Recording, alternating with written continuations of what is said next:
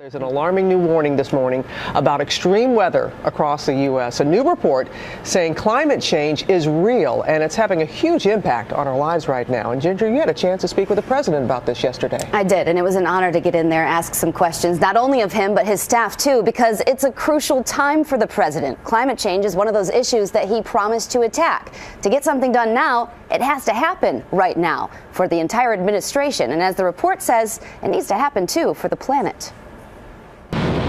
The extremes you see today, This is as close as we are going to get to this fire. will get even more extreme. That's the basis for the new National Climate Assessment Report released by the White House Tuesday, a report President Obama told me we must act on. The new report, the climate situation that we're in, seems pretty dire.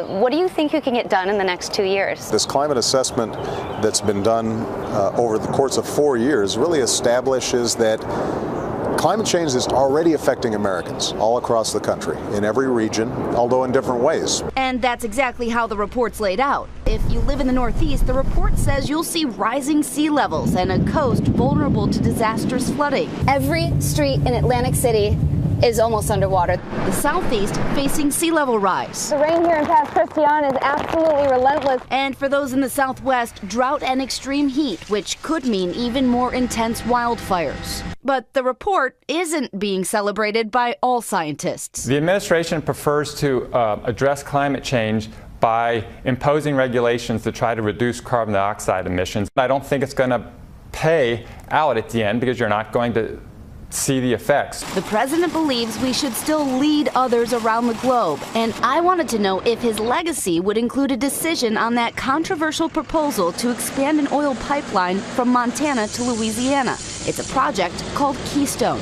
Well, Keystone's probably not going to be the determinative factor. We're going to have to continue to increase the solar and wind power that we're using and other renewables. This is not some faraway thing.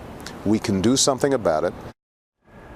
And the president actually had a question for me, which was kind of cool. As I was walking away, he wanted to know what was the worst storm that I'd ever covered. My answers: Hurricane Katrina and Sandy, of course. And the other cool part is I did get to meet the dogs go inside.